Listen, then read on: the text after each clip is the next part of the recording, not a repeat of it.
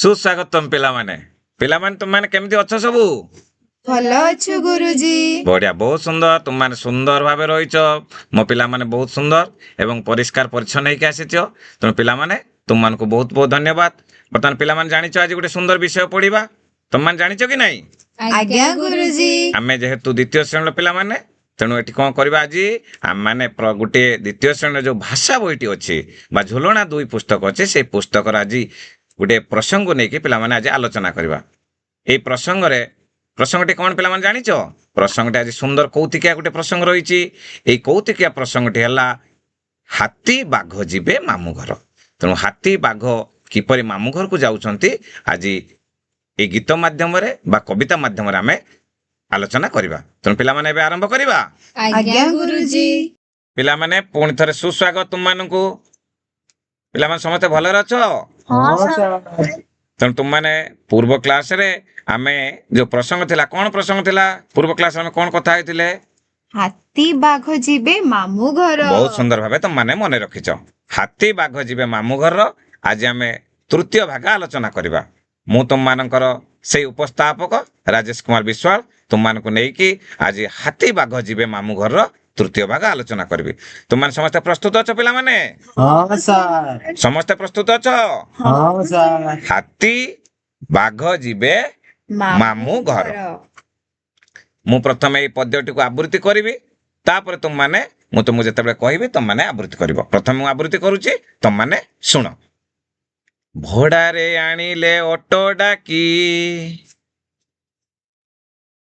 भोडारे आनिले auto डाकी बसी थिला हाथी गोड़ टेकी बसी थिला हाथी गोड़ टेकी बाघ को कहिला पछे बसी बाघ को कहिला पछे बसी पंझारे धरी ता लांज कसी पंझारे धरी ता लांज कसी पिला माने मु आवृत्ति कली तुम माने मो सहित एबे आवृत्ति करिवो गीतटी को आवृत्ति करिवो बा गाइबो एबे गाइबा आज्ञा सर। भड़ारे आनिले ऑटो डाकी भड़ारे आनिले ऑटो डाकी बसी गला हाथी गोड़ टेकी बसी गला हाथी गोड़ टेकी। हाथी गोड़ टेकी बसला तो हाँ सर। बाघ को कहिला पछे बसी बाघ को कहिला पछे बसी किए कहिला बाघ को पछे बसिबा पई हाथी सर। कोउथरे बसिले ऑटो सर। बहुत सुंदर भाई मने रखुछ बाघ को कहिला पछे बसी बाघ को कहिला पछे बसी पंझारे धरी ता लांज कसी पंझारे धरी ता लांज कसी किए कहिला लांज को धरिया पई हाथी सर। काहा लांज को धरिया पई कहिला हाथी रो लांज को किए धरिबो बाघ सर। हां कसिकी माने कोन कहले पिला माने जोर से सर जाबुडी की जोरे धरिबो काहे कि से जोरे धरला पड़ी जीवो। हां जेतु आमे देखिले गोटे ऑटो रे से बसिकी जाउथले हाथी ताको बाघ को कहला मो लांज को जोरे जाबुडी की धरिताओ जाबुडी की धरिले से आउ पड़िबो नाही हला तेणु पिला माने तेणु आमे एई पद्यटी को गाइले एवं ता विषय मध्य कथा हेले बा आलोचना कले एबे से संबंधी किछि प्रश्न बा आस आमे गीतरू किछि कथा हबा तमे समस्त प्रस्तुत अछ हाँ सर। हाथी ओ बाघ भड़ारे कोन आनिले ऑटो कहबो? सर। ऑटो वेरी गुड बहुत सुंदर हाथी ओ बाघ भड़ारे ऑटो को भड़ारे आनिले नहीं कि हाँ सर। तेणु हाथी ओ बाघ भड़ारे ऑटो आनिले परवर्ती प्रश्न को जीवा बाघ काहा पछरे बसिथिला किए कहबो हाथी पछरे सर। हाथी पछरे बहुत सुंदर वेरी गुड बहुत सुंदर उत्तर हाथी पछरे बाघ हाथी पछरे बसिथिला परवर्ती प्रश्न को जीवा बाघ पंझारे कोन धरिला लांज सर। बाघ पंझारे लांज बहुत सुंदर वेरी गुड उत्तर दउछ पिला माने बहुत सुंदर उत्तर दउछ बाघ पंझारे ଲାଞ୍ଜ ଧରିଲା। କାହା ଲାଞ୍ଜକୁ ଧରିଥିଲା? ହାତୀର ସାର୍। Very good. ପରବର୍ତ୍ତୀ ପ୍ରଶ୍ନକୁ ଯିବା। ହାତୀ କିପରି ବସିଥିଲା ବା ବସିଲା?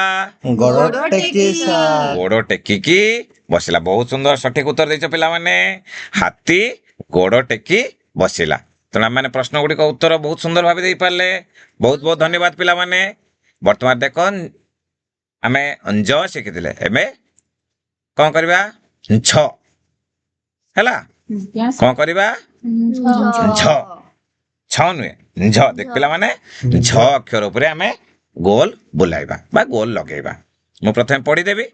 ପଞ୍ଝା, ପିଞ୍ଛ, ବାଞ୍ଝ, ବାଞ୍ଛା, ଚାଞ୍ଚିବା, ପଞ୍ଝାଏ, ପିଞ୍ଜରା, ବିଞ୍ଝାର ପୁର। ଯୋଉଠି ଆମେ ଅକ୍ଷର ଗୁଡିକ ସବୁ ଶବ୍ଦ ଗୁଡିକ ପଢିଲେ ସେଠି ବିଭିନ୍ନ ପ୍ରକାର ଯୁକ୍ତାକ୍ଷର ରହିଛି। ତେଣୁ ଯୋଉଠି ଝ ଅକ୍ଷର ଥିବ ତା ଚାରିପଟେ ଗୋଲ ବୁଲେଇବା। ଦେଖିଆ କହିଲ, ପଞ୍ଝା ପିଲା ଝ ଅଛି କି? ତାହେଲେ ଆମେ ଗୋଲ ବୁଲେଇବା। ଗୋଲ ବୁଲେଇଲେ ତାପରେ ପିଞ୍ଛ ନାଇଁ ନାଇଁ ନାଇଁ, ସାର୍। ତାପରେ ବାଞ୍ଝ ଅଛି କି? ଝ ଅଛି କି? ଅଛି ସାର୍। ଗୋଲ ବୁଲେଇବା। ହଁ ସାର୍। ଏବେ କୋଉଠି ଦେଖିଲ? ପଞ୍ଝାଏ ଦେଖିଲ? ହଁ ହଁ ସାର୍। ଆମେ ତିନି ଅକ୍ଷର ବିଷୟ ଶବ୍ଦକୁ ଗଲେ ପଞ୍ଝାଏ। ବାଞ୍ଝ ତୁମ ମାନେ କହୁଥିଲ, ଦେଖିବା ବାଞ୍ଝ ହଁ ସାର୍। ଝ ଅଛି କି ନାଇଁ? ଅଛି ସାର୍। ଅଛି। ତାପରେ ପିଞ୍ଜରା ପିଞ୍ଜରା, ଏଠି ଅଛି କି ଝ? ନାଇଁ ସାର୍। ତାପରେ ବାଞ୍ଛା ଅଛି କି ପିଲାମାନେ? ନାଇଁ ସାର୍। ତାପରେ ଅଛି ବିଞ୍ଝାର ପୁର। ବହୁତ ବଢିଆ ସୁନ୍ଦର ଉତ୍ତର ପିଲାମାନେ। ଏଠି ଅଛି ଅଛି ଅଛି ସାର୍। ସାର୍। ଝ ଚାରିପଟେ ଗୋଲ ବୁଲେଇବା। ତେଣୁ ଆମେ ଗୋଟେ ଛାଡିଦେଲେ। କିଏ ଦେଖି ନଜର ଦେଇଛି କୋଉଟାକୁ ମୁଁ ଛାଡି ଦେଇଛି, ପଡି ନାହିଁ? ଚାଞ୍ଚିବା ସାର୍। ଚାଞ୍ଚିବା। ତେଣୁ ସେଠି ଅଛି କି? ନାହିଁ ସାର୍। ତେଣୁ ଆମେ ଝ ଅକ୍ଷର ଯୋଉ ଥିଲା, ଯୋଉ ଆମେ ତା ଚାରିପଟେ କଣ କଲେ? ଗୋଲ ବୁଲେଇବା। ପୁଣି ଥରେ ଦେଖିଦବା। ପଞ୍ଝା, ଚାଞ୍ଚିବା, ପିଞ୍ଛ, ପଞ୍ଝାଏ, ତାପରେ ବାଞ୍ଝ, ପିଞ୍ଜରା, ବାଞ୍ଛା, ବିଞ୍ଝାର ପୁର। ତାହେଲେ ଝ ଅକ୍ଷର ଗୁଡିକ କୋଉଟା କୋଉଟା ହେଲା? ପଞ୍ଝା, ପଞ୍ଝାଏ, ବାଞ୍ଝ, ବିଞ୍ଝାର ପୁର। ତମାନେ ଝ ଅକ୍ଷର ସହିତ ଜଡିତ ହେଇଗଲ ପିଲାମାନେ। ଏବଂ ତା ଚାରିପଟେ ମଧ୍ୟ ଗୋଲ ବୁଲେଇଲେ। ଏବେ ଝ ଲାଗିଥିବା ନିମ୍ନ ଶବ୍ଦ ଗୁଡିକ ଆମେ ପଢିବା। କଣ କରିବା? ପଢିବା ସାର୍। ପଢିବା। ଦେଖିଦବା। ବାଞ୍ଝ। ବାଞ୍ଝ। ମୁଁ କହିବା ସଙ୍ଗେ ସଙ୍ଗେ ତମମାନେ ସମସ୍ତେ କହିବ। ବିଞ୍ଝାର ପୁର। ବିଞ୍ଝାର ପୁର। ପଞ୍ଝାଏ କାଉ। ପଞ୍ଝାଏ କାଉ। ପଞ୍ଝା। ପଞ୍ଝା। ତେଣୁ ଝ ଲାଗିଥିବା ଶବ୍ଦ ଗୁଡିକ ଆମେ ପଢିଲେ। ଦେଖି କିଏ ପଢିପାରିବ? ଦେଖି ପଢିଲ ଆଉ ଥରେ ତମମାନେ ପଢିଲ। ବାଞ୍ଝ। Very good. ବିଞ୍ଝାର ପୁର। Very good. ପଞ୍ଝାଏ କାଉ। ବହୁତ ସୁନ୍ଦର। ପଞ୍ଝା। ଏକ୍ସଲେଣ୍ଟ। ବହୁତ ସୁନ୍ଦର ଭାବେ ତମମାନେ ଝ ଲାଗିଥିବା ଅକ୍ଷର ଗୁଡିକୁ କଣ କଲେ? ବା ଶବ୍ଦ ଗୁଡିକ ପଢିଲେ।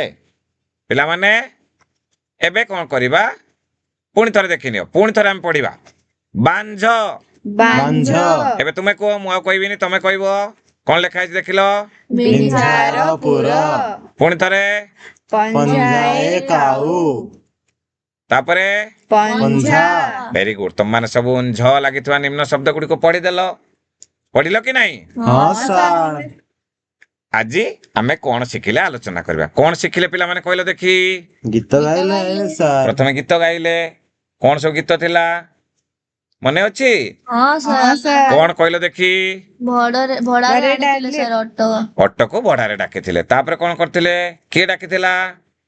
ହାତୀ ହାତୀ ବାଘ ସାର୍। ଆଚ୍ଛା। ତାପରେ କଣ କଲେ?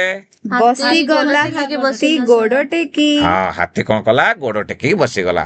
ତାପରେ କଣ କଲା? ବାଘକୁ କହିଲା ପଛେ ବସି। ହଁ, ବହୁତ ସୁନ୍ଦର। କେତେ ସୁନ୍ଦର ଭାବେ ମନେ ରଖିଛ ତମ ପିଲାମାନେ। ତାହେଲେ ହାତୀ କଣ କହିଲା? ବାଘକୁ ତା ପଛରେ ବସିବା ପାଇଁ କହିଲା। ଆଉ କଣ କହିଲେ ଶେଷ ପଦଟି କଣ ଥିଲା? ଲାଞ୍ଜ ଧରିବାକୁ କହିଲେ ସାର୍। ହଁ, କିଏ କହିଲା? ହାତୀ ସାର୍। ହାତୀ ସାର୍। କାହାକୁ କହିଲା? ବାଘକୁ କଣ ଧରିବାକୁ କହିଲା? ଲାଞ୍ଜ ସାର୍। Very good. ଏତେ ସୁନ୍ଦର ଭାବେ ପିଲାମାନେ ସବୁ ମନେ ରଖିଛ। ତାହେଲେ ଗୀତଟିକୁ ଆମେ ଗାଇଲେ। ତାପରେ କଣ କରିଥିଲେ? ପ୍ରଶ୍ନର ଉତ୍ତର ଦେଲେ। ହଁ, ମୁଁ ଯୋଉ ପ୍ରଶ୍ନ ସରଳ ପ୍ରଶ୍ନ ସବୁ ପଚାରିଥିଲି ତମମାନେ ସବୁ କହିପାରିଥିଲ। ସରଳ ପ୍ରଶ୍ନର ତୁମମାନେ ଉତ୍ତର ସଠିକ ଭାବେ ଦେଇଥିଲ। ପିଲାମାନେ ବହୁତ ବହୁତ ଧନ୍ୟବାଦ ତୁମକୁ। ତାପରେ କଣ କଲେ? ଝ ଅକ୍ଷର ଚିହ୍ନିଲେ। କଣ କଲେ? ଝ ଅକ୍ଷର ଚିହ୍ନିଲେ। ବାରମ୍ବାର ତୁମକୁ ଚିହ୍ନଉଥିଲି, ପଢଉଥିଲି ଏବଂ ମଧ୍ୟ ତୁମମାନେ ତାକୁ ମଧ୍ୟ ମୋ ସହିତ କହୁଥିଲ ଏବଂ ପଢୁଥିଲେ କି ନାଇଁ? ହଁ ସାର୍। ଝ ଲାଗିଥିବା ଅକ୍ଷର ଆମେ କଣ ଝ ଲାଗିଥିବା ଶବ୍ଦ ପଢିଲେ। ଅକ୍ଷର ଯୋଉଟା ଅକ୍ଷର ସହିତ ଶବ୍ଦକୁ ଆମେ ଜଡିତ କରିକି ପଢିଲେ ଏବଂ ଅକ୍ଷର ଯୋଉଟା ଥିଲା ଆମେ ତାକୁ କଣ କରୁଥିଲେ? ଗୋଲ ବୁଲଉଥିଲେ। ଝ ଲାଗିଥିବା ଶବ୍ଦ ଆମେ ପଢିଲେ। ପ୍ରଥମେ ଚିହ୍ନିଲେ ତାପରେ ପଢିଲେ। ପିଲାମାନେ ତମକୁ ଭଲ ଲାଗିଲା? ହଁ ସାର୍। ତେଣୁ ତୁମମାନଙ୍କ ପାଇଁ କିଛି କାମ ଗତ ଥର ମଧ୍ୟ ତୁମମାନଙ୍କ ପାଇଁ କିଛି କାମ ଦେଇଥିଲି। ମନେ ଅଛି ତ କାମ? ଆଜ୍ଞା ହଁ ସାର୍। ତେଣୁ ତୁମମାନେ କାମ କରିବ ତ? ହଁ ଆଜ୍ଞା ସାର୍। ଘରେ ସମସ୍ତେ ଯାଇ ପାଠ ପଢୁଛ? ଆଜ୍ଞା ହଁ ସାର୍। ସାର୍। Very good. ବହୁତ ସୁନ୍ଦର ପିଲାମାନେ। ତେଣୁ ମୁଁ ଆଜି ତୁମମାନଙ୍କ ପାଇଁ ଛୋଟିଆ କାମଟିଏ ଦେବି। କଣ କାମଟିଏ ଦେବି? ଛୋଟ କାମଟିଏ ତୁମ ପାଇଁ ଦେବି। ତୁମେ ଘରେ ଯାଇ ଏ କାମଟିକୁ କରିକି ଆସିବ। କଣ କାମଟି ଦେଖିଲ? ଝ ଅକ୍ଷର ଉପରେ ଯେକୌଣସି ମଞ୍ଜି ଲଗାଇ ଆଣିବ। ତୁମକୁ ବିଭିନ୍ନ ପ୍ରକାର ଝ ସବୁ ଶବ୍ଦ ଗୁଡିକ ଦେଖେଇଲି। ତା ଭିତରେ ଝ ଅକ୍ଷରଟି ଲାଗିକି ଥାଏ। କଣ କଣ କହିଲି ଦେଖିଲ? ଦେଖି ମନେ ରଖିଛି ଦେଖି କହିଲ? ବିଞ୍ଝାର ପୁର। ପଞ୍ଝା, ପିଞ୍ଝାର ପୁର, ବାଞ୍ଝ, ପଞ୍ଝାଏ କାଉ। ଯୋଉଠି ଝ ଅକ୍ଷର ଥିବ ତାପରେ ମଞ୍ଜି ସବୁ ଲଗେଇକି ନେଇକି ଆସିବ। ବୁଝିପାରିଲ? ହଁ ସାର୍। ତୁମମାନଙ୍କୁ ସବୁ ଭଲ ଲାଗିଲା? ହଁ ସାର୍। ଭଲ ଲାଗିଲା ତ? ହଁ ସାର୍। ଆଚ୍ଛା, ମନ ଦେଇକି ଶୁଣିଛ, ଆଜ୍ଞା ହଁ ସାର୍। ଉତ୍ତର ମଧ୍ୟ ଦେଇଛ। ହଁ ସାର୍। ତେଣୁ ଆଜି ପାଇଁ ତୁମମାନଙ୍କୁ ବହୁତ ବହୁତ ଧନ୍ୟବାଦ ଦେବି। ପୁଣି ଆସନ୍ତା ଅଧ୍ୟାୟରେ କଣ କରିବି ବା ଆସନ୍ତା କ୍ଲାସରେ ତୁମ ସହିତ ପୁଣି ଆଲୋଚନା କରିବି। ପୁଣି ସେ ହାତୀ ବାଘ ଯିବେ ମାମୁଁ ଘରର ଆଉ ଗୋଟିଏ ଭାଗ ଯୋଉ ଚତୁର୍ଥ ଭାଗ ରହିଛି ତାକୁ ମୁଁ ତୁମ ସମ୍ମୁଖରେ ଆଲୋଚନା କରିବି। ତେଣୁ ଆଜି ମାନେ ତୁମେ ସକ୍ରିୟ ଅଂଶଗ୍ରହଣ କଲ ଏବଂ ଠିକ ଭାବେ ଉତ୍ତର ଦେଇଥିବାରୁ ତୁମମାନଙ୍କୁ ବହୁତ ବହୁତ ଧନ୍ୟବାଦ। ଖୁସିରେ ଶିଖିବା ସମସ୍ତଙ୍କର ଅଧିକାର। ନମସ୍କାର।